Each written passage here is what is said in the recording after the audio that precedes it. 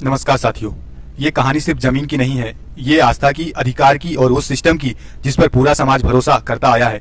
लेकिन अब वो सिस्टम बदल गया है, क्योंकि अब वक्फ बोर्ड में संशोधन हो चुका है। संसद ने इसे पास कर दिया है और अब देश के सबसे बड़े जमीन विवादों में एक नया अध्याय जुड़ चुका है। वक्फ एक इस्लामी लीगल कॉन्सेप्ट है। इसका मतलब है कि जब कोई मुसलमान अपनी जमीन, दुकान या जायदाद को अल्लाह के नाम पर दान कर देता है तो वो वक्फ हो जाती है। इसका मतलब अब वो संपत्ति ना तो बेची जा सकती है, ना विरासत में दी जा सकती है, और वो सिर्फ समाज की भलाई, मस्जिद, कब्रिस्तान, मदरसे या गरीब की मदद के लिए इस्तेमाल में होनी चाहिए।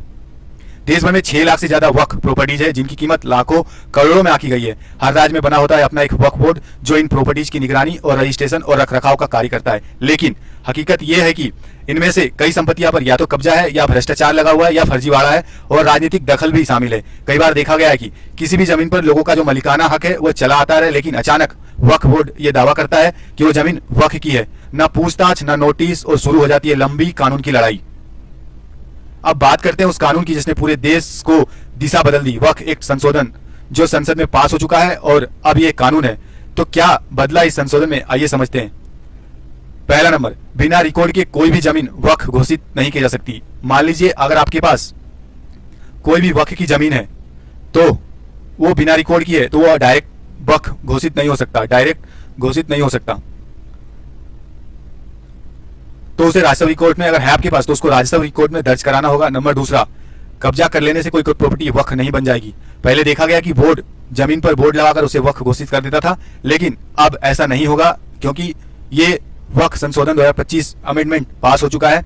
तीसरा, सिविल कोर्ट में सीधी अपील जाएगी। पहले सिर्फ वक्फ ट्रिब्यूनल के पास ये अधिकार था, अब ट्रिब्यूनल के अलावा आम नागरिक सीधे कोर्ट का रुख मोड़ कर सकते हैं और अपना न्याय पा सकते हैं। चौथा, पारदर्शिता और जवाबदेही का प्रावधान। वक्फ बोर्ड को अब स्पष्ट दस्तावेज दिखाने होंगे, अब मौखिक दावा नहीं चलेगा, ये हमेशा याद रखना। अनावश्यक और मनमाने दावे पर रोक। पहले अब किसी प्रॉपर्टी को लेकर विवाद है तो वक्फ बोर्ड उस पर अंधाधुंध दावा नहीं कर सकता, अब इसकी छूट नहीं मिलेगी। बात करते हैं क्या यह बदलाव जरूरी था और क्यों यह बदलाव किया गया। इस संशोधन का विरोध भी हुआ, लेकिन सवाल यह है कि जरूरी क्यों था। क्योंकि हजारों मामले ऐसे सामने आए जहां प्रॉपर्टी को जमीन वक्फ घोषित कर दिया गया, लोगों को नोटिस तक नहीं मिली, और फिर शुरू हो गई कानून की लड़ाई और बरसों चलती रही।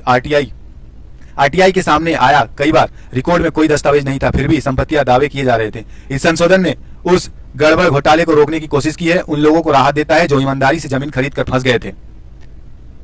आम नागरिक को जिसकी जमीन पर फर्जी वक्फ दावा होता था, न्यायपालिका को क्योंकि अब ट्रिब्यूनल के बाहर इंसाफ मिलेगा, सरकार को क्योंकि जमीन विवाद अब पारदर्शी तरीके से सुलझाए जा सकेंगे।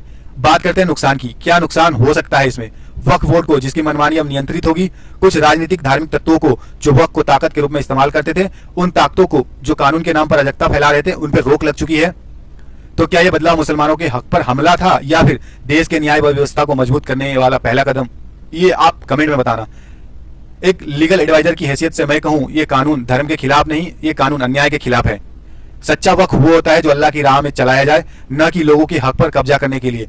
अब जरूरत है जागरूकता की, इंसाफ की और सच को पहचानने की, क्योंकि ये सिर्फ वक्फ का मामला नहीं, ये भारत के कानून की आत्मा का इम्तिहान है। सवाल सिर्फ ये नहीं कि वक्फ की हिफाजत कौन करेगा, सवाल ये भी है कि कानून के नाम पर हक छीना जाएगा या इंसाफ दिया जाएगा।